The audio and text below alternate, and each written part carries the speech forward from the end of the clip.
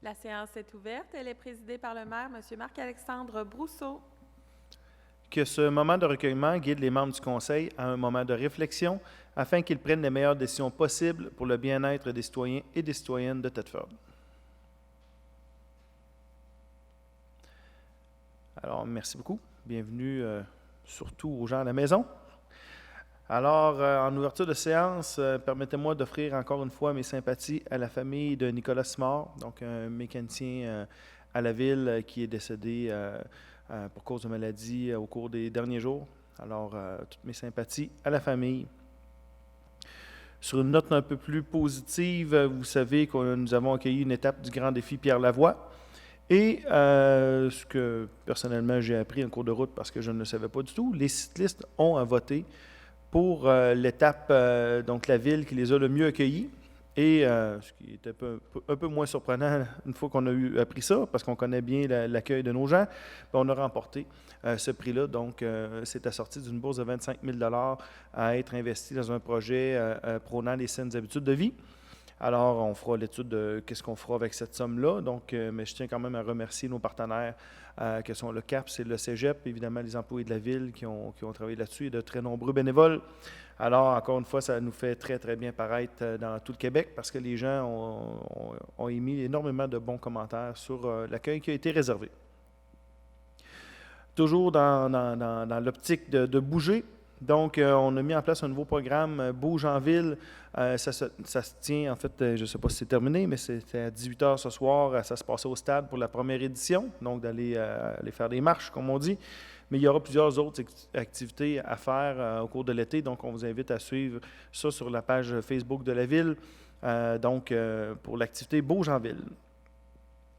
Pour les plus petits, maintenant, il y aura une initiation au vélo de montagne. Ça va se tenir le 20 juillet à midi, évidemment, à notre nouvelle piste située tout en haut du boulevard Ouellette. Dans le rayon des bonnes nouvelles, évidemment, l'ouverture de Appalaches Nature. Vous savez que c'est un projet qu'on a travaillé de longue haleine avec les promoteurs. Très beau projet réalisé en partenariat avec une entreprise française. Un projet d'usine vraiment hors du commun. Donc, on vous invite, il y aura une boutique, je ne sais pas si la boutique est déjà ouverte, mais il y aura une boutique ouverte au public. Donc, évidemment, allez voir ça. Ça va être vraiment intéressant, puis très content de ce superbe projet.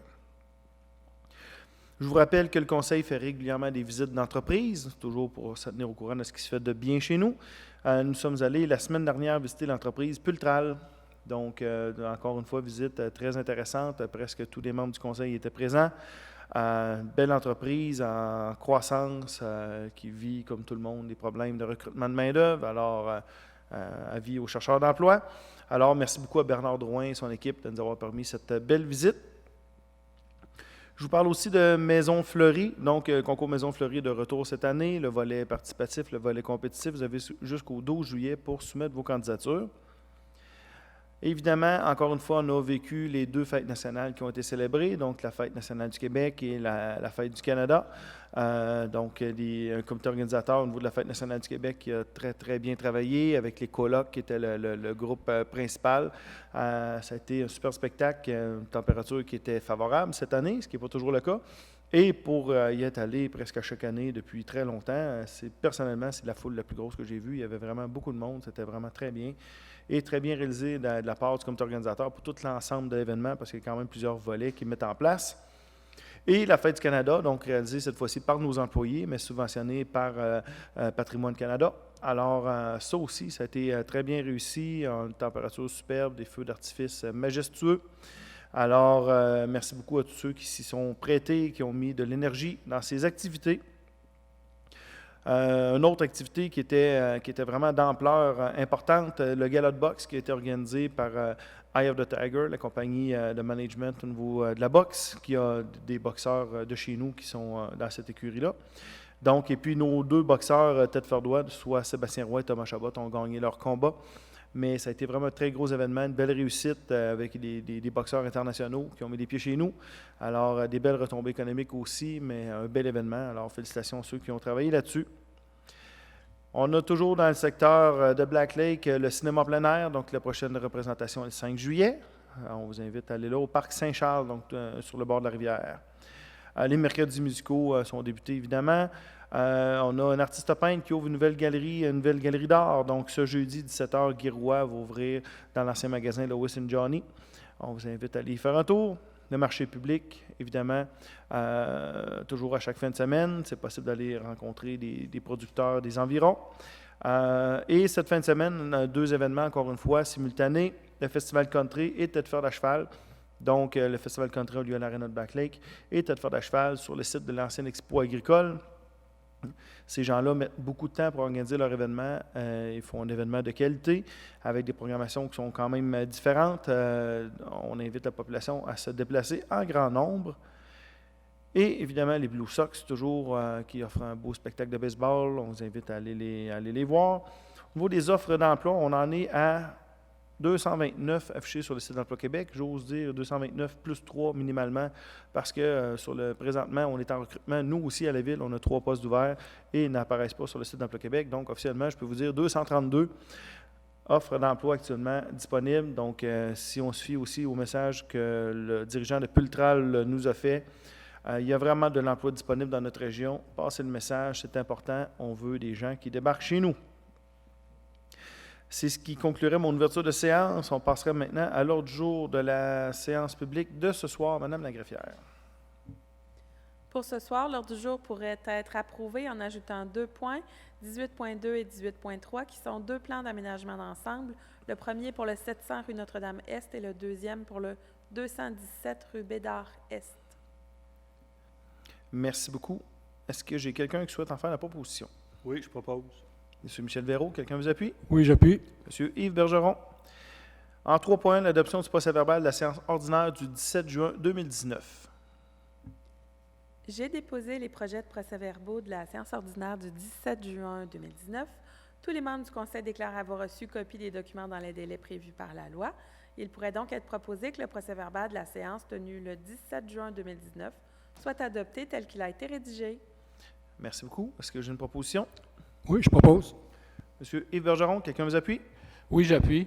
Monsieur Yvan Corriveau. En 4.1, l'adoption des procès-verbaux de la commission permanente des 17 et 25 juin 2019. J'ai également déposé les projets de procès-verbaux de la commission permanente du Conseil pour les 17 et 25 juin 2019. Il pourrait être proposé que ces mêmes procès-verbaux de la commission permanente du Conseil soient adoptés afin que les résolutions qu'ils contiennent soient valables comme si elles avaient été récitées au long. Merci. Est-ce qu'il y a quelqu'un qui veut le proposer? Je propose. Madame Josée Perrault, quelqu'un vous appuie? Oui, j'appuie. Monsieur Michel Véraud. 6.1, rapport de la greffière sur les demandes de dérogation mineure. Il y en a 3. Madame la greffière. Je n'ai reçu aucune objection écrite concernant les demandes qui touchent les dérogations mineures suivantes. Celle pour la propriété du 404 rue Belvédère, celle du 748 9e Avenue et enfin celle du 198 rue Thériault. Merci beaucoup. Si jamais il y a des gens dans la salle qui auraient souhaité intervenir, c'est le temps. Mais ça ne semble pas être le cas. On passerait alors à 7.1, dérogation mineure pour la propriété située au 404 de la rue Belvédère. Oui. Allez-y. Attendu qu'une demande de dérogation à la réglementation du zonage portant le numéro 2019-066 concernant un immeuble situé au 404 rue Belvédère a été déposée au service d'urbanisme. Attendu que cette demande consiste à permettre un empiètement de 41 cm dans la marge latérale droite lorsque prescrite à 1 mètre. Attendu que cette demande respecte les objectifs du plan d'urbanisme. Attendu que cette demande respecte les conditions relatives au règlement sur les dérogations mineures. Attendu l'avis favorable du comité consultatif d'urbanisme relativement à cette demande et l'orientation prise par les membres de la commission permanente en date du 10 juin 2019. Attendu que les personnes intéressées ont eu l'occasion de se faire entendre par le Conseil et qu'aucune objection écrite à cette demande ne lui a été remise. En conséquence, je propose que la demande de dérogation à la réglementation du zonage portant le numéro 2019-066 relativement au lot numéro 4 385 265 du Cadastre du Québec soit acceptée. Merci beaucoup, M. Bergeron. Quelqu'un vous appuie? Oui, je l'appuie. Madame Hélène Martin, 7.2, dérogation mineure pour la propriété située au 748 de la 9e Avenue. Est-ce que j'ai une proposition?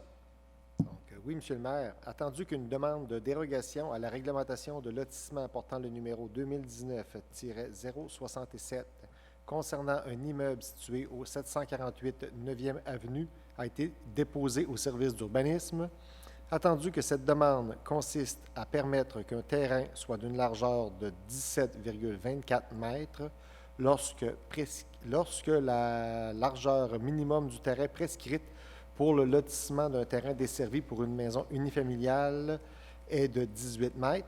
Attendu que cette demande respecte les objectifs du plan d'urbanisme, attendu que cette demande respecte les conditions relatives au règlement sur les dérogations mineures, attendu l'avis favorable du comité consultatif d'urbanisme relativement à cette demande et l'orientation prise par les membres de la commission permanente en date du 10 juin 2019, attendu que les personnes intéressées ont eu l'occasion de se faire entendre par le Conseil et qu'aucune objection écrite à cette demande ne lui a été remise, en conséquence, je propose que la demande de dérogation à la réglementation de lotissement portant le numéro 2019-067 relativement au lot numéro 4 383 656 du cadastre du Québec soit acceptée.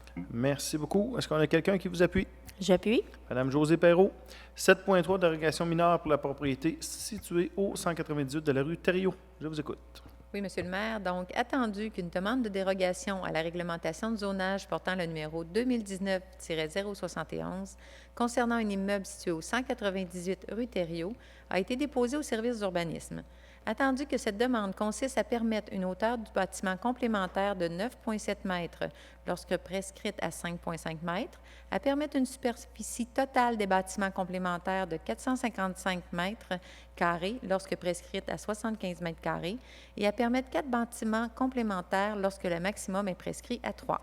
Attendu que cette demande respecte les objectifs du plan d'urbanisme, attendu que cette demande respecte les conditions relatives au règlement sur les dérogations mineures, attendu l'avis favorable du comité consultatif d'urbanisme relativement à cette demande et l'orientation prise par les membres de la commission permanente en date du 10 juin 2019, attendu que les personnes intéressées ont eu l'occasion de se faire entendre par le Conseil et qu'aucune objection écrite à cette demande ne lui a été remise, en conséquence, je propose que la demande de dérogation à la réglementation de zonage portant le numéro 2019-071 relativement au lot numéro 4 602 511 et 4 603 319 du cadastre du Québec soit acceptée à la condition de planter des arbres afin de dissimuler le bâtiment complémentaire de la rue.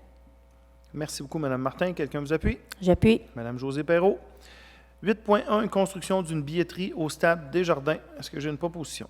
Oui, Monsieur le maire. Attendu la tenue d'un appel d'offres pour la construction d'une billetterie au stade Desjardins, attendu que la Ville a procédé à l'ouverture de la soumission suivante, CRL Construction Incorporée pour un montant de 119 321,25 $, attendu la recommandation de la Division des approvisionnements et services, attendu l'orientation prise par les membres de la commission permanente en date du 25 juin 2019. En conséquence, je propose que le processus d'appel d'offres relatif à la construction d'une billetterie au stade Desjardins soit annulé et que l'offre reçue soit rejetée en raison de l'insuffisance des fonds prévus au budget pour réaliser ce projet.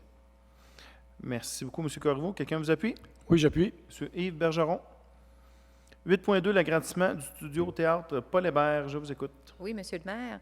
Attendu la tenue d'un appel d'offres pour l'agrandissement du studio théâtre Paul Hébert, attendu que la Ville a procédé à l'ouverture des soumissions suivantes, soit Construction Tremblay et associés pour 388 295 $ et Construction Joël Champagne pour 321 214 $, attendu la recommandation de la Division des approvisionnements et services, attendu l'orientation prise par les membres de la commission permanente en date du 25 juin 2019. En conséquence, je propose que le processus d'appel d'offres relatif au projet d'agrandissement du studio théâtre Paul Hébert soit annulé et que l'offre reçue soit rejetée en raison de l'insuffisance des fonds prévus au budget pour réaliser ce projet. Merci beaucoup, Mme Martin. Quelqu'un vous appuie? Oui, j'appuie. M. Michel Vérault, je me permettrais peut-être de préciser aussi que lorsqu'on rejette un appel d'offres, ça ne veut pas nécessairement dire qu'on rejette le projet. On peut soit modifier le projet ou relancer un autre appel d'offres par la suite. Et vous allez voir, c'est le cas aussi pour la prochaine résolution. Je tenais à apporter cette précision. 8.3, remplacement du système de réfrigération du centre Renault-Fournier. Une proposition, s'il vous plaît. Oui, Monsieur le maire. Attendu la tenue d'un appel d'offres pour le remplacement du système de réfrigération du centre Renault-Fournier. Attendu que la Ville a procédé à l'ouverture des soumissions suivantes. Soumissionnaire Cité Construction TM Incorporé, montant 2 160 380, non conforme. Derrick Construction Incorporée, 2 261 374 non conforme. Parco Incorporé, 2 565 449 non conforme. Attendu la recommandation de la Division des approvisionnements et services. Attendu l'orientation prise par les membres de la Commission permanente en date du 25 juin 2019. En conséquence, je propose que le processus d'appel d'offres relatif au projet de remplacement du système de réfrigération du centre Renault-Fournier soit annulé et que toutes les soumissions reçues soient rejetées étant donné leur non-conformité. Merci beaucoup, M. Véraud. Quelqu'un vous appuie? J'appuie. Mme Josée Perreault. On passe à 12.1, l'embauche au poste d'aide préposé, aqueduc et égouts et apprenti préposé au service des travaux publics, du génie et de l'environnement. C'est tout qu'un titre. Est-ce que j'ai une proposition? Oui, Monsieur le maire. Attendu l'affichage à l'interne du poste d'aide préposé à l'aqueduc et au égout et apprenti proposé classe 11 à la division voirie et aqueduc du service des travaux publics, du génie et de l'environnement du 27 mai au 10 de juin 2019. Attendu les dispositions de la convention collective et les candidatures déposées. Attendu l'orientation prise par les membres de la commission permanente en date du 17 de juin 2019. En conséquence, je propose que M. Jimmy Clich soit nommé à titre d'aide préposé à l'aqueduc et égout et apprenti préposé classe 11 à la division voirie et aqueduc au service des travaux publics, du génie et de l'environnement, et ce, à partir du 4 juillet 2019. Que le salaire et les conditions de travail de M. Clich soient ceux décrits à la convention collective intervenue entre la Ville de Thetford Mines et le syndicat des employés municipaux de la Ville de Thetford Mines. Merci beaucoup, Mme Perreault. Quelqu'un vous appuie? Oui, je l'appuie. M. Yvan Corriveau. 12.2, l'embauche au poste de chauffeur B au service des travaux publics, du génie et de l'environnement. Allez-y. Donc, attendu l'affichage à l'interne du poste de chauffeur B, classe 4, à la division voirie et aqueduc du service des travaux publics, du génie et de l'environnement du 27 mai au 10 juin 2019. Attendu les dispositions de la convention collective et les candidatures déposées. Attendu l'orientation prise par les membres de la commission permanente en date du 17 juin 2019. En conséquence, je propose que M. Charles Perron soit nommé à titre de chauffeur B, classe 4, à la division voirie et aqueduc au service des travaux publics, du génie et de l'environnement, et ce, à compter du 4 juillet 2019. Que le salaire et les conditions de travail de M. Perron soient ceux décrits à la convention collective intervenue entre la Ville de Thetford Mines et le syndicat des employés municipaux de la Ville de Thetford Mines, FISA. Merci beaucoup, M. Delisle. Quelqu'un vous appuie? Oui, je l'appuie. Mme Hélène Martin. En 12.3, embauche en permanence au poste de capitaine au service de la sécurité incendie. Je vous écoute. Oui, Monsieur le maire. Attendu la fin de la période d'essai de M. Kyle Landry au poste de capitaine du service de la sécurité incendie, attendu l'évaluation effectuée par le directeur du service, attendu l'orientation prise par les membres de la commission permanente en date du 25 juin 2019, en conséquence, je propose que M. Kyle Landry soit engagé en permanence au poste de capitaine au service de la sécurité incendie, et ce, à compter du 30 juillet prochain. Que le salaire et les conditions de travail de M. Landry soient ceux décrits au recueil des conditions de travail du personnel cadre au service de la sécurité incendie de la Ville de Thetford Mines. Merci beaucoup. Est-ce qu'on a quelqu'un qui vous appuie? Oui, j'appuie. M. Michel Véraud. 13.1, un cautionnement pour l'emprunt du comité de développement de Robertsonville Incorporé dans le dossier de ébénisterie Shane Raby. Est-ce que j'ai une proposition? Oui, Monsieur le maire.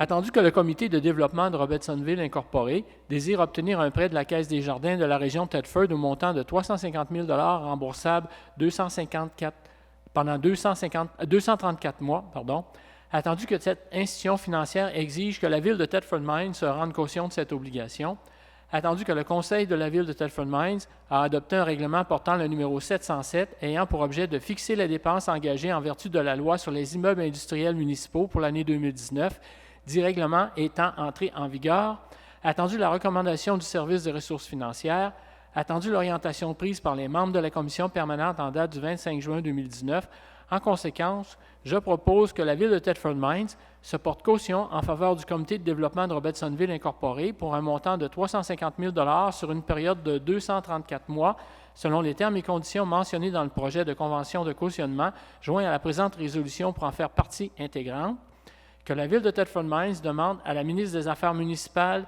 de l'Habitation l'autorisation de se rendre caution de cette obligation, que le maire et la greffière soient autorisés à signer pour et au nom de la Ville tous les documents nécessaires à la parfaite exécution des présentes.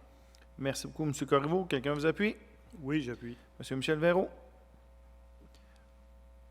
On arrive à 14.1, l'annulation d'une servitude sur le lot numéro 4 823 054. Une proposition, s'il vous plaît. Oui, Monsieur le maire. Donc, attendu que la Ville de Thetford Mines est propriétaire du lot numéro 4 823 060 du Cadastre du Québec, attendu que la Ville de Thetford Mines bénéficie d'une servitude de boisé qui a pour effet de ne pas permettre le déboisement, attendu que le propriétaire du lot numéro 4 823 054 du Cadastre du Québec demande l'extinction de la servitude, attendu la recommandation du service du greffe, attendu l'orientation prise par les membres de la commission permanente en date du 8 avril 2019. En conséquence, je propose que la Ville de Thetford Mines procède à l'annulation de la servitude de boisé qui affecte le lot numéro 4 823 054 du Cadastre du Québec, selon les termes du contrat transmis par Maître Étienne Deblois en date du 28 juin 2019, que les honoraires et frais de publication de la présente soient assumés par le demandeur, que le maire et la greffière soient autorisés à signer pour et au nom de la Ville tous les documents nécessaires à la parfaite exécution des présentes. Merci, Mme Martin. Est-ce qu'il y a quelqu'un qui souhaite vous appuyer? Oui, je l'appuie. M. Yvan Corriveau. 17.1, l'acquisition du brise-glace rotatif de marque Blue Grib. Est-ce que j'ai une proposition? Oui, Monsieur le maire. Attendu la période d'essai concluante d'un brise-glace rotatif de marque Blue Gribs au cours de l'hiver dernier, attendu la recommandation du service des travaux publics du Génie de l'environnement, attendu l'orientation prise par les membres de la commission permanente en date du 17 juin 2019.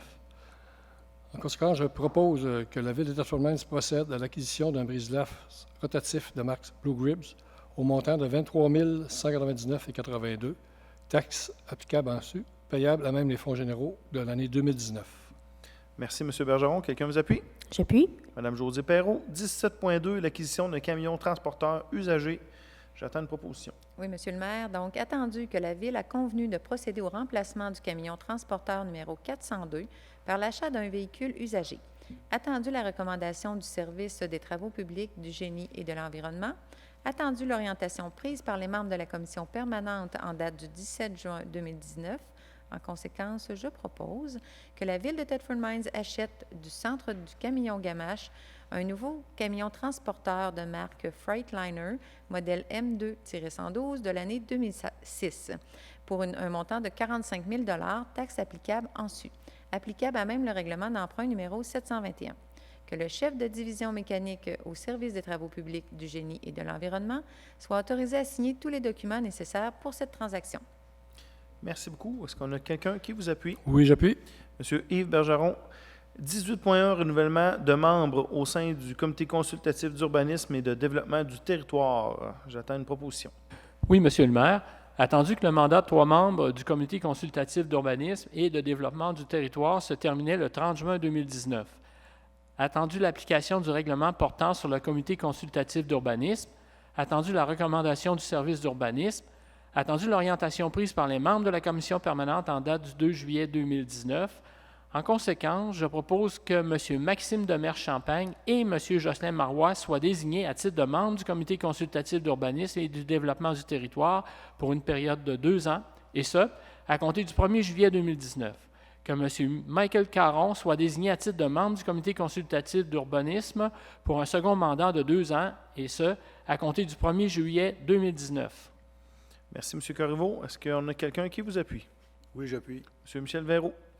18.2, l'approbation du plan d'aménagement d'ensemble pour le terrain situé au 700 de la rue Notre-Dame-Est. Je vous écoute. Oui. Attendu que le comité consultatif d'urbanisme est favorable à la demande d'un projet de construction de 5 habitations multifamiliales isolées sur la propriété située au 700 rue Notre-Dame-Est, attendu que le Conseil a entendu les personnes intéressées lors d'une assemblée publique de consultation le 3 avril 2018, Attendu que la greffière a fait rapport qu'aucune objection écrite à cette demande ne lui a été remise, je propose que le plan d'aménagement d'ensemble soumis pour le terrain situé au 700 rue Notre-Dame-Est et qui vise à construire 5 habitations multifamiliales isolées soit accepté, le tout conformément aux dispositions du règlement numéro 227 sur le plan d'aménagement d'ensemble.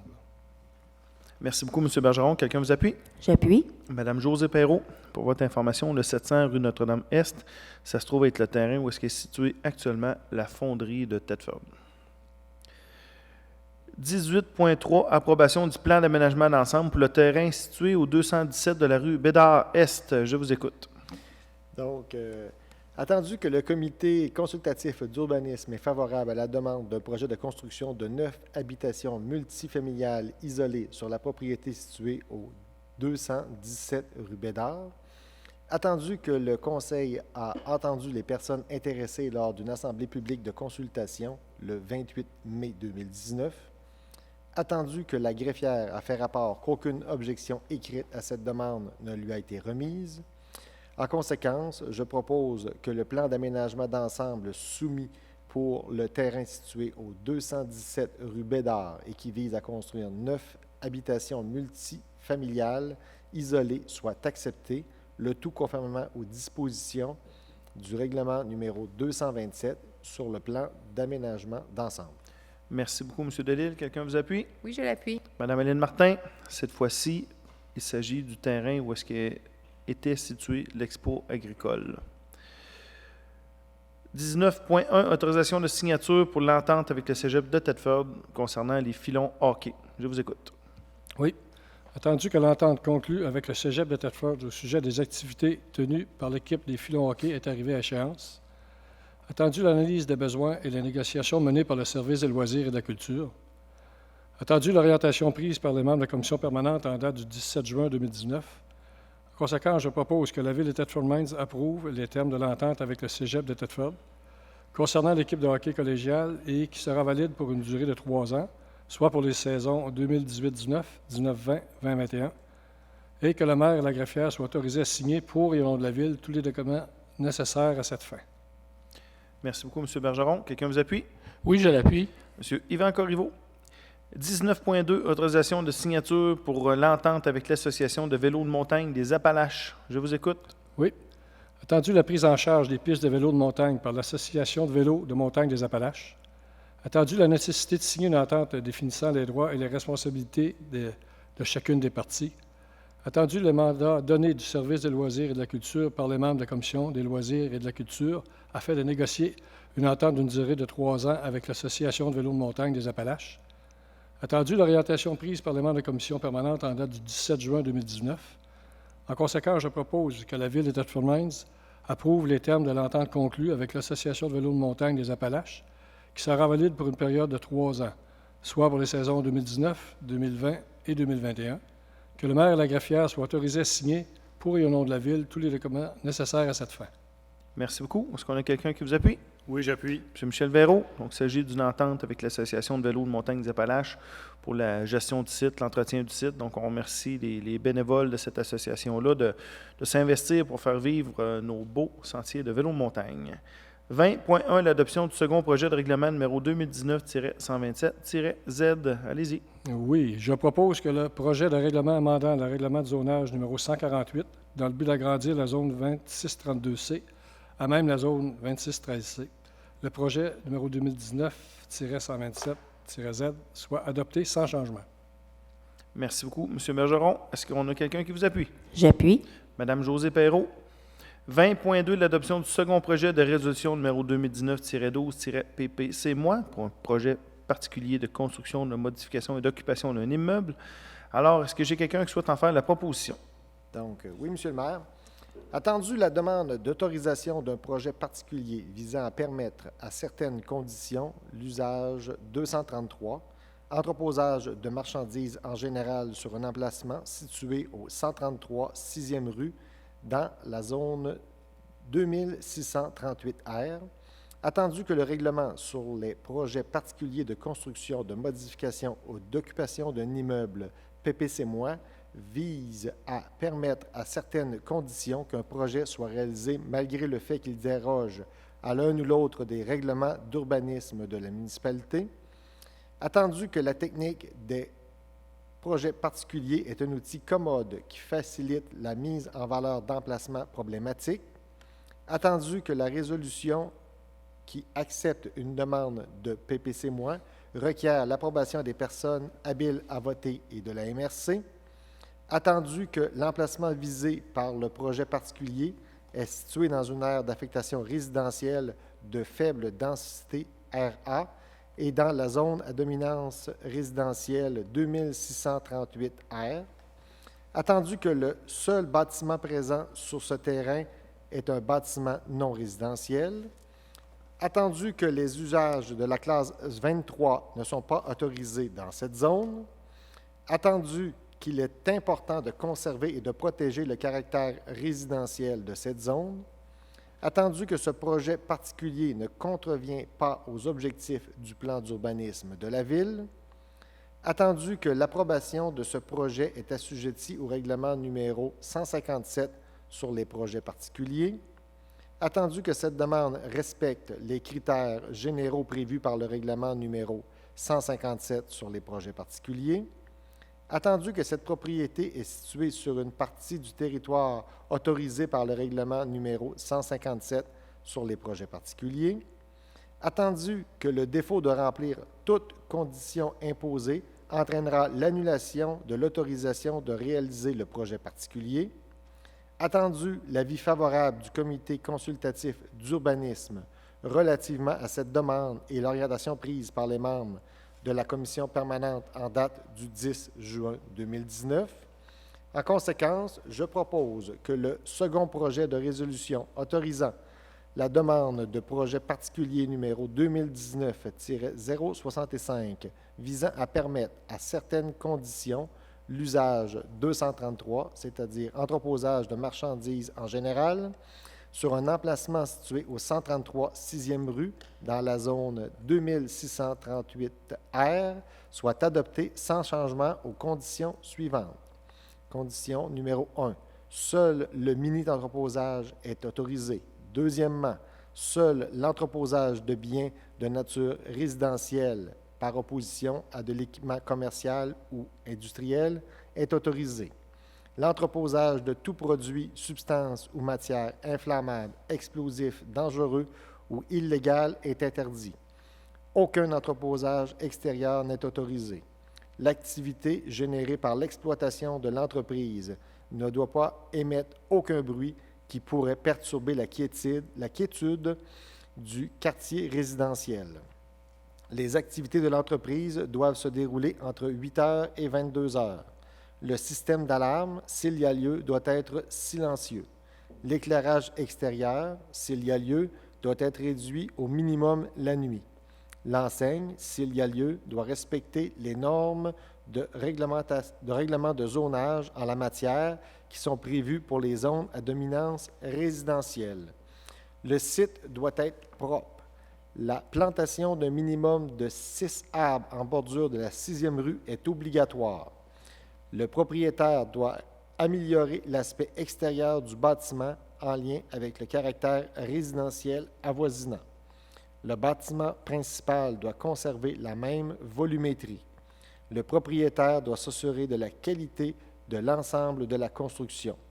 Le stationnement pavé existant ne doit pas être déplacé ou agrandi. Les ouvertures existantes sur la façade de l'immeuble qui donne sur la 6e rue peuvent être conservées, mais ne peuvent être agrandies. Aucune autre ouverture n'est permise sur cette façade. Merci beaucoup. Monsieur Delisle, est-ce que j'ai quelqu'un qui vous appuie? Oui, je l'appuie. Monsieur Yvan Corriveau. Donc, vous comprendrez que cet outil, qui est le PPC-, nous permet de mettre plusieurs conditions.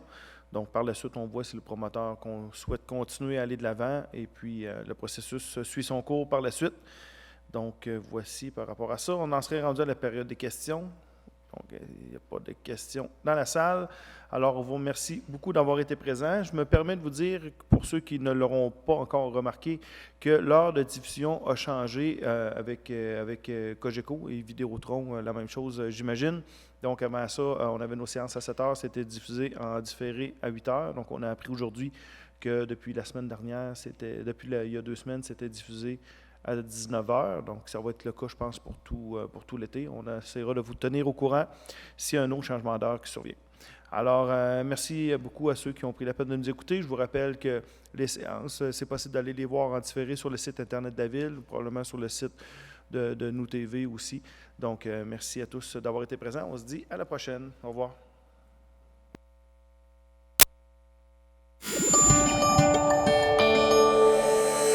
Nous TV, fiers de faire rayonner notre communauté.